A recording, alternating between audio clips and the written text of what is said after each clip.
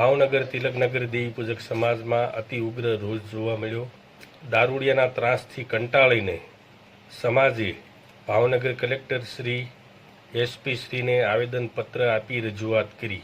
મારું નામ છે મનસુખભાઈ પોપટભાઈ વણિયા। દેવી પૂજક વિસ્તારમાં રહીએ છીએ। તિલકનગર દેવી પૂજક વિસ્તારની અંદર શમશાન રોડ ઉપર અવારનવાર ઘટનાઓ બને છે।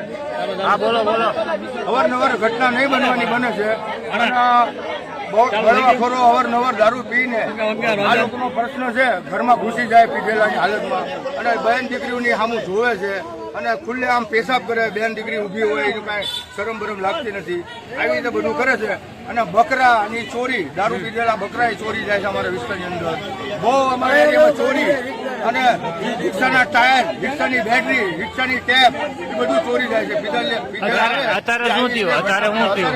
આ લોકો, હું દવાખાને હતો, આ લોકોનો ફોન આવ્યો કે અમારી બેન દીકરી ઘરે બેઠી હતી, ત્યાં પીધેલા 2-3 જણા આવી કરી ગયા ઘરમાં અને ત્યાં બી ફાટક પાસે પેશાબ કરવા મળ્યા અને છોકરીને બોલાવતો હતો। આ લોકો અવારનવાર અમે ફરિયાદ કરી છે પણ ફરિયાદનો આનો નિકાલ આવ્યો નથી। તો આ લોકો રૂબરૂ એસપી સાહેબને મળવા આવ્યા છે, તિલકનગર દેવી પૂજકના સમાજના બધા વ્યક્તિઓ। કઈ જગ્યા રહ્યો ભાઈ? શું બનાવ થયો?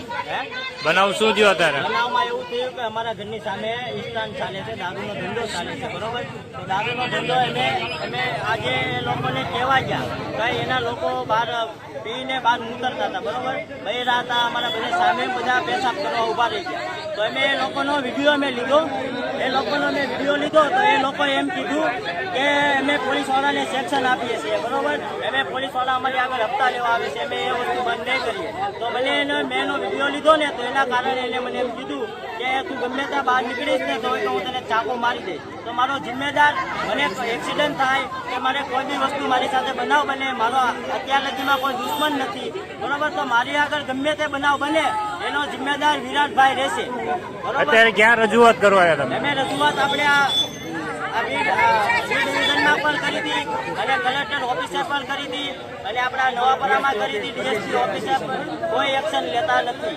અત્યારે શું કહેવામાં આવ્યું રજૂઆત? અત્યારે એમ કહેવામાં આવ્યું કે અત્યારે તમે અરજી આપી જાઓ, અમે બધું કરશું। તો એ લોકો તો કાંઈ લેતા નથી। અમે અત્યારે અરજી અમે લખાવવા જ જઈએ છીએ, અમે લખાવીને અમે આપી દઈશું, બરાબર? તો અમારી એક જ માંગણી છે કે એ વસ્તુ અમારા ઘરની સામે બંધ કરે।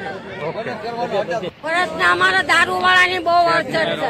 અમારી બેન દીકરીઓ બહાર નીકળી નથી અને હમણાં થોડા દઈએ નાગા ફૂગા મૂત્ર છે। અમારે આ દારૂ બંધ કરવું પડે, અમારે વાત